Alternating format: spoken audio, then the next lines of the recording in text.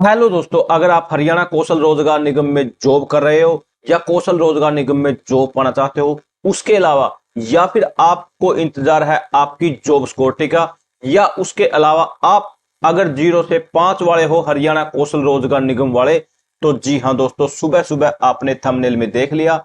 एचकेएन हरियाणा कौशल रोजगार निगम कर्मी और जॉब सिक्योरिटी कर्मचारी 5 जनवरी सुबह सुबह तो बिग ब्रेकिंग।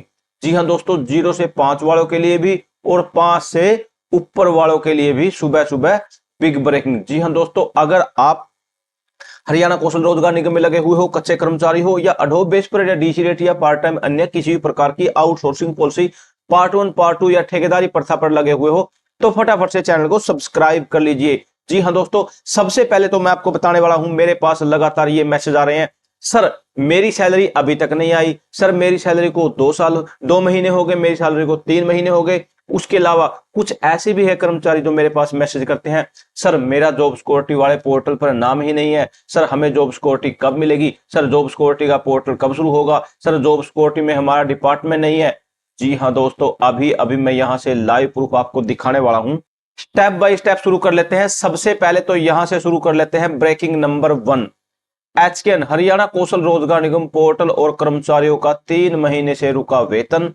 गलियारों में हरियाणा कौशल रोजगार निगम पोर्टल से गायब हुए हजारों कर्मचारियों को 3 महीने से वेतन न मिलने की चर्चा हो रही है। ये कर्मचारी परेशान है। दैनिक सवेरा के जरिए इन कर्मचारियों ने अपनी मांग सरकार के आगे भी रख दी। पत्रकारों ने प्रेस कॉन्फ्रेंस में भी मुख्यमंत्री से यह सवाल पूछा जा चुका है कि एचकेएन पोर्टल से गायब हुए इन कर्मचारियों को वेतन नहीं मिल रहा है, तो उन्हें यह भी बताया गया कि विभागों ने एचकेएन को पत्र लिखे हैं मगर उसका समाधान नहीं हो रहा है।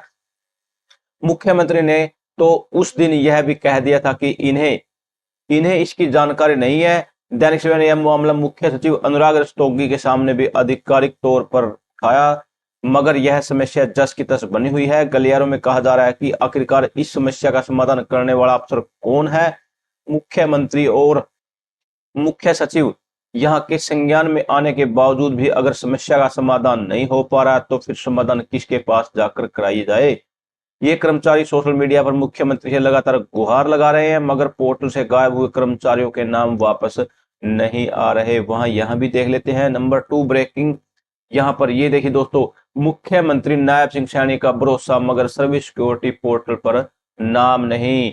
गलियारों में चर्चा हो रही है कि जब मुख्यमंत्री नायब सिंह सैनी ने पदभार संभाला तब से ही वे लगातार जनहित कर्मचारी हित में फैसले कर रहे हैं, मगर उनके फैसलों की जमीनी स्तर पर लागू करने में अफसरशाही असफल साबित हो रही है। इसलिए समीक्षा करने की आवश्यकता है कि ऐसा क्यों हो रहा है। मुख्यमंत्री नायब सिंह सैनी ने विधानसभा चुनाव से पहले उन एसआई कर्मचारियों को सर्विस सिक्योरिटी देने का फैसला किया था जिन्हें 15 अगस्त 2024 को 5 साल हो गए थे। मुख्यमंत्री ने बकायदा अध्यादेश जारी किया था कि यह अध्यादेश 15 अगस्त 2024 को अधिसूचित किया गया हो गया था।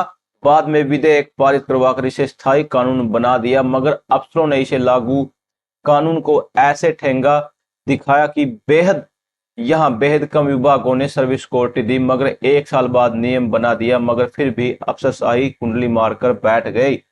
अब अफसरशाही ने 15 दिसंबर 2025 को सर्विस सिक्योरिटी पोर्टल तो लॉन्च करवाया। सर्विस सिक्योरिटी के दायरे में आने वाले सभी कर्मचारियों को इस पोर्टल पर आवेदन करना होगा। उन्हें पहले सर्विस सिक्योरिटी के पत्र जारी हो गए, उन्हें भी इसी पोर्टल पर आवेदन करना होगा। उन्हें नए सिरे से पत्र जारी होंगे। गलियारे में कहा जा रहा है कि पोर्टल के साथ भी वही घटना हुई जिसकी आशंका दैनिक सवेरा ने कॉलम में उठाई थी।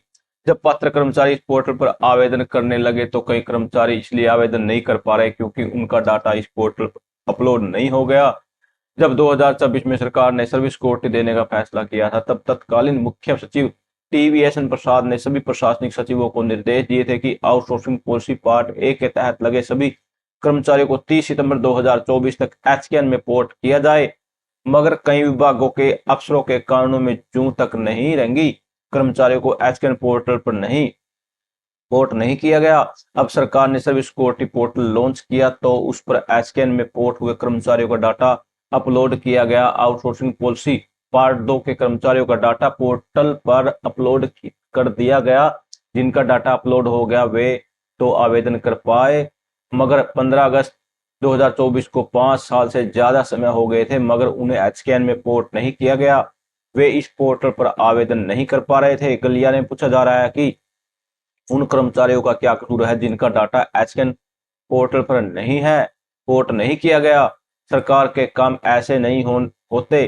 जब मुख्यमंत्री लाभ देना चाहते हैं तो उनके फैसलों पर पानी फेरने वाले नपते क्यों नहीं। गलियारों में किया जा रहा है कि इससे सरकार की किरकिरी हो रही है। जी हाँ दोस्तों, आप एक सीपीएलओ को देख लीजिए, क्रिड पंचायत लोकल ऑपरेटर, जो कि दो एग्जाम देने के बाद भी आज भी मात्र 6,000 रुपए में धक्के खाने को मजबूर है। कहीं से कोई भी उनकी सुनवाई अभी तक नहीं हो पा रही है। कहीं ना कहीं एक कोर्ट के माध्यम से एक छोटा सा रास्ता बना है, लेकिन वो क्या होगा नहीं होगा वो सरकारी प्रोसेस है। थैंक यू दोस्तों, नमस्कार दोस्तों।